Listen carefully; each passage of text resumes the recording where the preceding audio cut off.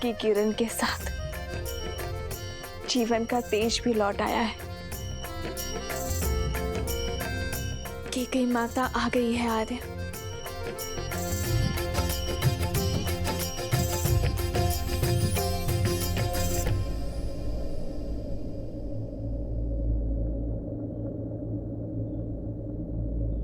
माँ,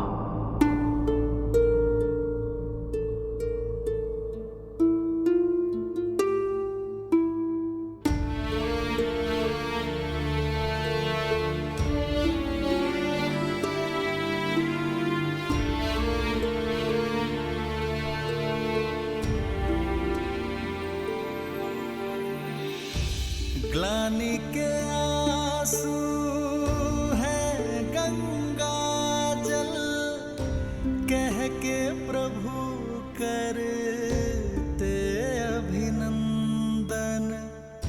मुख मुस्कान अर्श हृदय में, कैकेयी त्रास हरे रघुनंदन। माँ का श्राप भी वर से कम ना, हर सपूत श्री राम सा बनना। राम मेरे राम मेरे राम मेरे राम, राम प्रभु राम श्री राम। मेरी माता के ये अश्रु मेरे लिए पवित्र गंगा जल से पावन है। इन अश्रु को हाथों में लेकर ब्रह्म हत्या का पाप मेरे हाथ से धुल गया। माँ, आशीष नहीं देंगी माँ?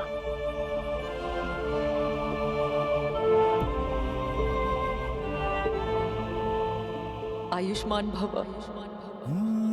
मंगल भवन अमंगल हारी, द्रवहु सुदशरथ। मुख नहीं दिखाना चाहती ना? ठीक है, किंतु अपने पुत्र को चरणों में बिठाकर उसकी बात सुनने की कृपा कीजिए माँ। आइए माँ।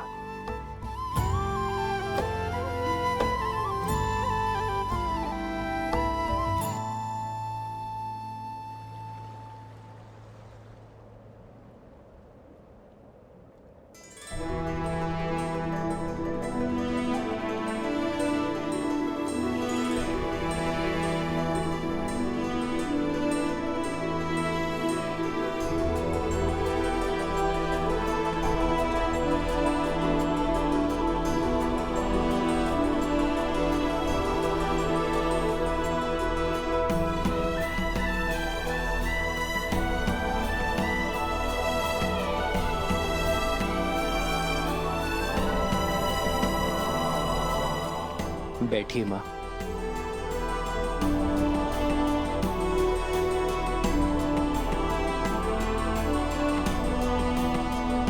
रघुवंशी हैं हम,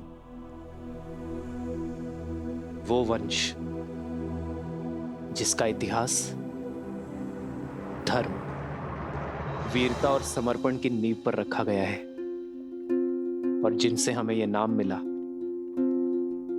वो पितामहों के पितामह महाराज रघु एक महान योद्धा थे। स्वयं देवताओं ने उनके सत्य और शौर्य की प्रतिमा को स्वीकार किया है। महाराज भागीरथ जो अपने पूर्वजों के तर्पण के लिए स्वयं शिवलोक पहुंच गए, नारायण को प्रसन्न कर उनके चरणों से गंगा बहाई, फिर ब्रह्मदेव से उसे उनके कमंडल में धारण करवाया। स्वर्ग से गिरती मां गंगा के वेग को थामने के लिए महादेव को उनकी जटा में रोकने के लिए मनाया। महादेव की जटा से गिरती धरा को भारत में लाने के लिए स्वयं अपने नखों से नहर खोदी, और महाराज दिलीप की धर्म की कहानियों से तो स्वयं इंद्रलोक भी अछूता नहीं है। आपके पति मेरे पिताश्री महाराज नेमी, उन्होंने 10 दिशाओं में युद्ध लड़ा, देवासुर संग्राम लड़ा और महाराज दशरथ कहलाए।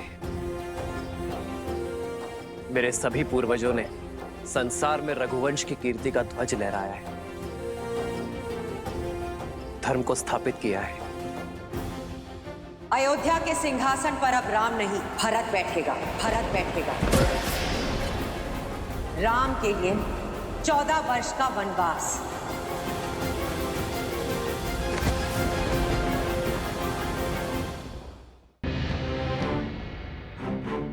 पर सोचिए मां, इतने प्रतापी योद्धाओं में से किसी ने दक्षिण की ओर प्रवास करने की इच्छा नहीं की, किसी ने वहां धर्म का ध्वज नहीं लहराया। वो अवसर मुझे मिला मां, मुझे, और वो अवसर मिला आपके कारण। यदि आप मुझे वन में ना भेजती तो रावण का अंत कैसे होता मां?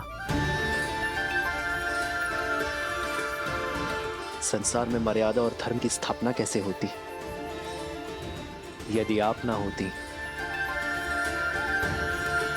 तो इतना बड़ा समाज, मेरे वानर वीर, रीछ, असुर, ये सभी धर्म और ज्ञान की गंगा से वंचित रह जाते मां। मां, यदि आप ना होती तो समस्त दक्षिण आज उत्तम धर्म का सुख नहीं भोग पाता मां। मां, आपका दिया ये वनवास समस्त आर्यवर्त के लिए वरदान बना। वो आप ही थी जिन्होंने महाराज दशरथ से लड़कर हम भाइयों को गुरुकुल भेजा। मां, वो आप ही थी जिन्होंने रावण का अंत और मर्यादा की स्थापना का आधार रखा। ये जो मेरे मित्र हैं, मेरे सहायक, मेरे वानर वीर, जिन्होंने मेरी रक्षा की, ये केवल मेरा राज्य अभिषेक देखने नहीं आए हैं मां, केवल यहां भोज खाने नहीं आए हैं। ये उस माता के दर्शन करने आए हैं जिन्होंने 14 वर्ष का एकाकीपन काटकर भी अपने पुत्र को समाज और धर्म की रक्षा के लिए भेजा। जिसे आप अपराध समझ रही हैं, वो मेरे वानर वीरों के लिए उद्धार बना। इतना घोर लांछन सहने पर भी आपने संसार में मर्यादा और धर्म की स्थापना में योगदान दिया है मां।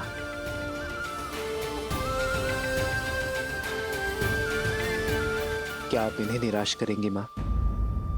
मुझे ना सही, इन्हें तो अपने दर्शन का लाभ दे दीजिए, इन्हें इनकी यात्रा का प्रसाद दे दीजिए मां।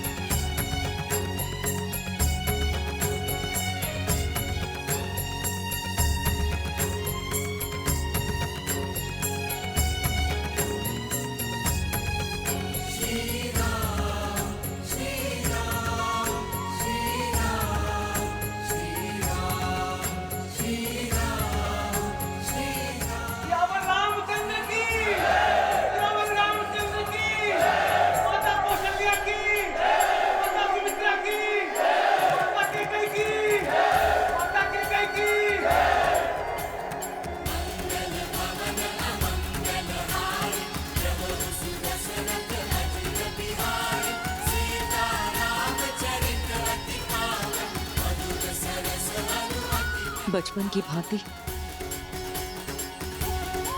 इस बार भी मुझे मना ही लिया तुमने।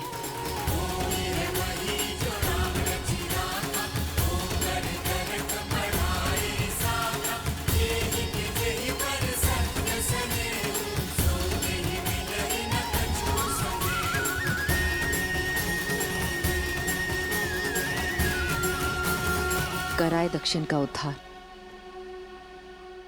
किंतु अब मेरे राम को राजा बनना होगा। अयोध्या को, अपनी प्रजा को आगे ले जाना होगा। अपने वंश को आगे बढ़ाना होगा राम। इस राज्य का उद्धार करना होगा। यावर रामचंद्र की, यावर रामचंद्र की, यावर रामचंद्र की।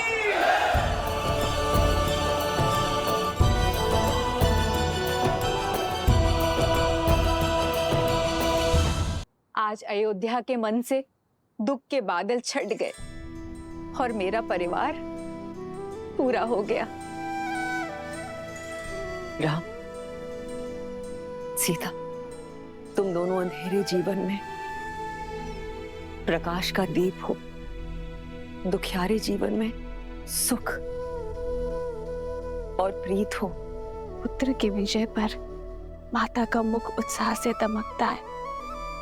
आपकी आंखों में प्रसन्नता के अश्रु होने चाहिए माता। सत्य कहा तुमने सीता। मेरे कारण अयोध्या पर जो कलंक और ग्रहण लगा था, आज अयोध्या उससे मुक्त हुई है। ये अश्रु उसी की खुशी में। नहीं माता, आप ग्रहण नहीं, ईंधन है जिसने आपके प्रकाश को अयोध्या में ही नहीं पूरे संसार में प्रखर किया है।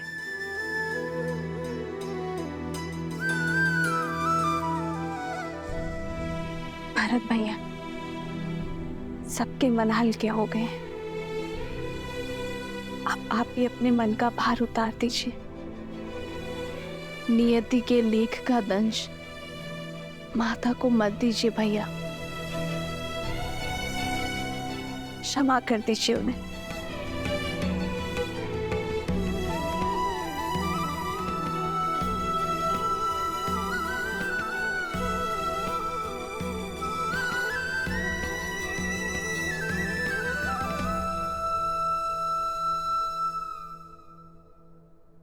देखी परिवार प्रभु अति भावुक भाए, सब ही प्रेमा बस आरती गाए।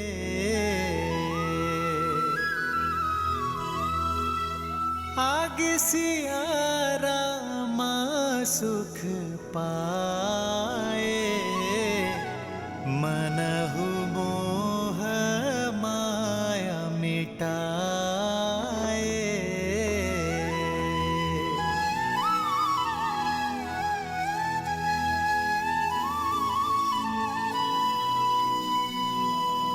अयोध्या के प्रजाजनों, अयोध्या के कष्ट के मेघ छट चुके हैं।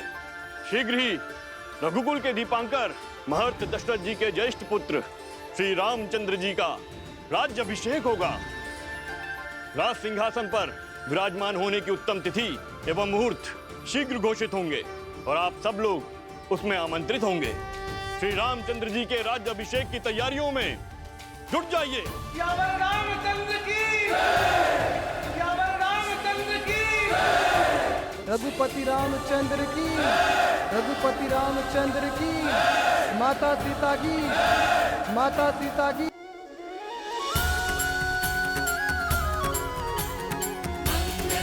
जय श्री राम, जय श्री राम, जय श्री राम, जय श्री राम।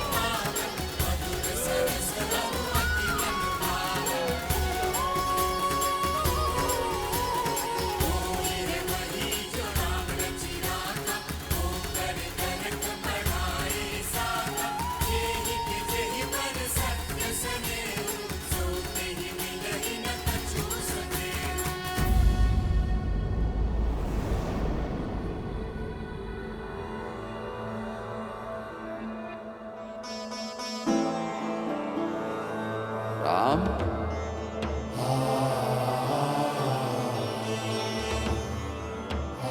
राम,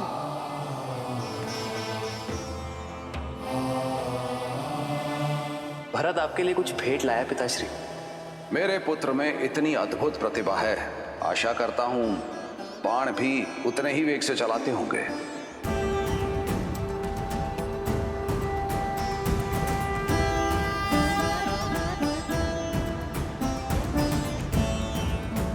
आपका राम लौटा है पिताश्री, अपना दायित्व पूर्ण करके।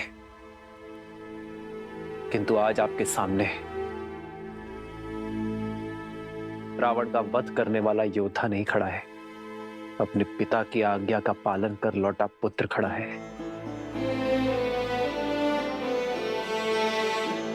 एक बार आपने कहा था कि पिता के आदेश केवल शब्द नहीं होते, वो कुल का आदर्श स्वप्न, यश, प्रतिष्ठा और सम्मान की धुरी होते हैं। आपने सत्य कहा था पिताश्री। इस यात्रा में मैंने जाना कि एक पुत्र पिता की संपत्ति, धनराज्य सब अर्जित कर सकता है, किंतु अमूल्य भेंट,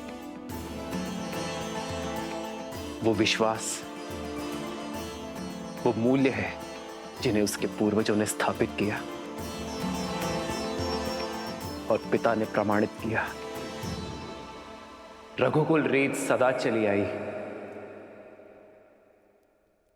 प्राण जाए पर वचन न जाए। ओ रघुकुल रीत सदा चली आई, प्राण जाए पर वचन न जाई।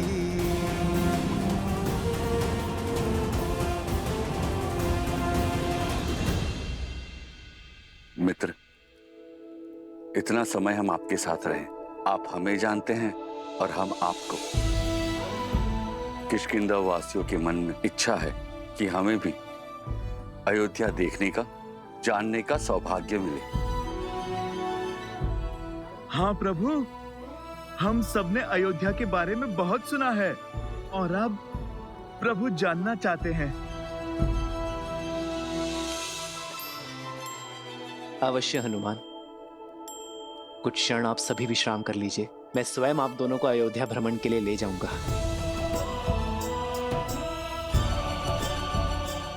14 वर्ष बीत गए, मैंने अपने राज्य का भ्रमण, अपने अयोध्या के दर्शन नहीं किए। महर्षि मुग्दल के स्वागत के साथ अयोध्या भ्रमण भी हो जाएगा। दीदी,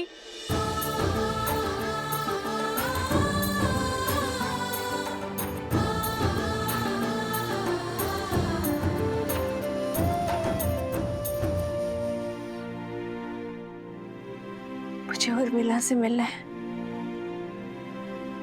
कैसी है वो? कहाँ है वो? वो तो अब तक सोई हुई है, वर्षों से आंख नहीं खोली, अपने पति को दिए हुए वचन का पालन कर रही है।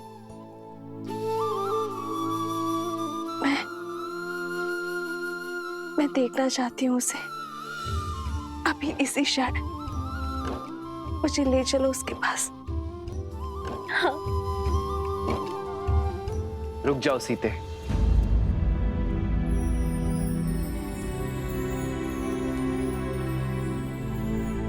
उर्मिला का प्रण पूरा होना अभी शेष है सीते। उर्मिला अपनी निद्रा केवल लक्ष्मण की उपस्थिति में ही तोड़ सकती है। जाओ लक्ष्मण, और जाकर अपनी पत्नी से मिलो। तुम्हारे और उर्मिला के सम्मिलित प्रण के कारण ही मेरा और सीता का प्रण पूरा हो पाया है।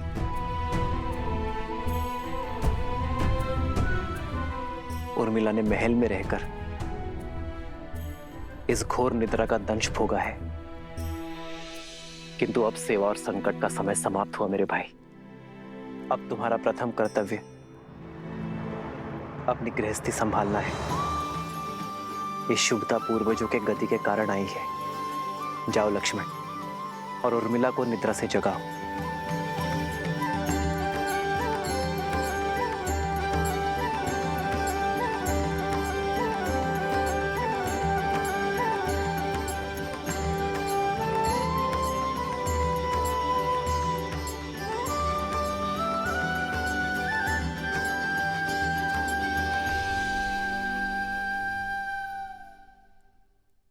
14 वर्ष तक मैं आपकी नींद लेती रहूंगी ताकि आप 14 वर्ष तक बिना सोए अपना धर्म निभा सके।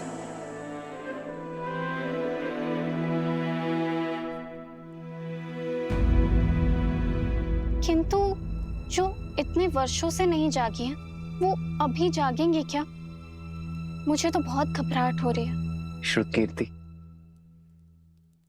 निद्रा 4 प्रकार के होते हैं: परिश्रम, मदिरा, मोह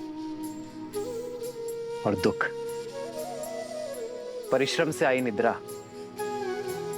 सूर्य के प्रकाश से खुलती है। मदिरा से ऐसी निद्रा आती है जो चेतना के जागने से खुलती है। मोह की निद्रा ज्ञान प्राप्ति से खुलती है। और दुख से आई निद्रा मृत्यु का कारण बनती है।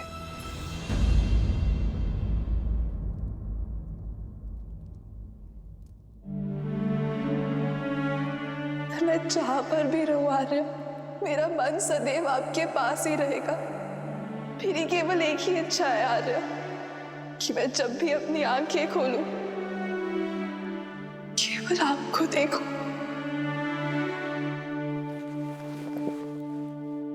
उर्मिला, कैसी अभागन हूं मैं। मेरे लक्ष्मण और उर्मिला मेरे कर्मों का भुगतान कर रहे हैं। नहीं मां, उर्मिला की निद्रा कोई श्राप नहीं है। ये तो उसका तप है, प्रेम की शक्ति है। उर्मिला केवल अपनी निद्रा ही नहीं, लक्ष्मण की निद्रा भी ले रही है। ये तो निद्रा देवी का आशीर्वाद है लक्ष्मण और उर्मिला दोनों को।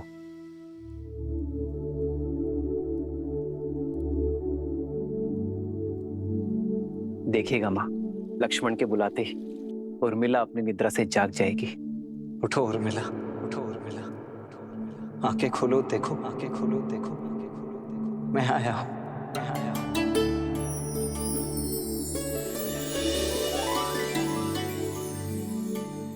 आर्य, आप, हे महादेव,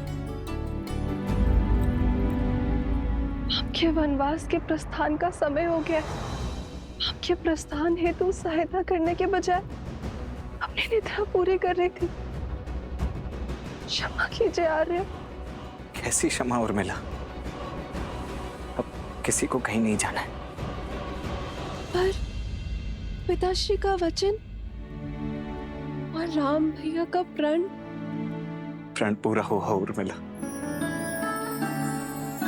भैया का भी और तुम्हारा भी। अब एक प्रण मेरा है, जहां भी रहूंगा सदा तुम्हारे साथ रहूंगा।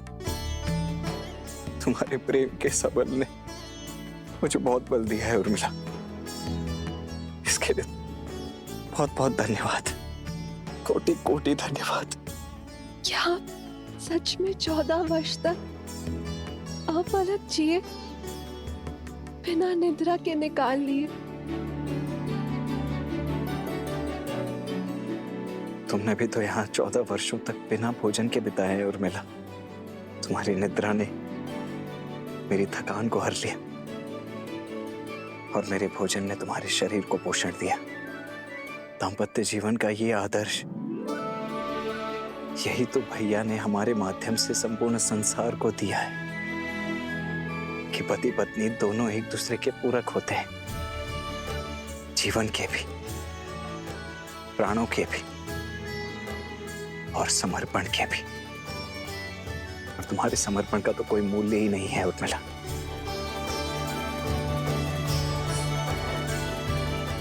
अब चलो, पूरा परिवार, समस्त अयोध्या और विशेषतः भाभी माँ तुमसे मिलने के लिए अत्यंत व्याकुल है। मैं भी आ रही हूँ। आओ। दीदी,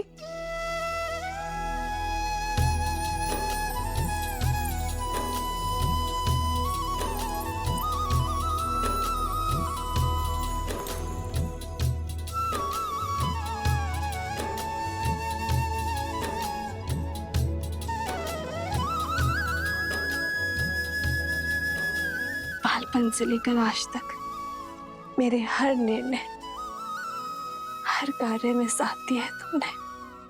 और आप मेरे और मेरे पति के लिए, इस रघुवंश के लिए लक्ष्मण भैया को हमारे साथ भेज, एकांत का दंश भी झेल लिया तुमने।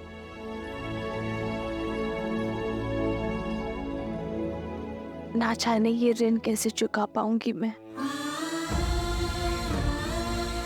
और अब तुम मुझसे छोटी नहीं रही उर्मिला, तुम इस संसार के सबसे बड़ी सतियों में से एक हो। मैं वो चंद्रमा हूँ जो अपने दीदी के प्रकाश से तेज पाता है।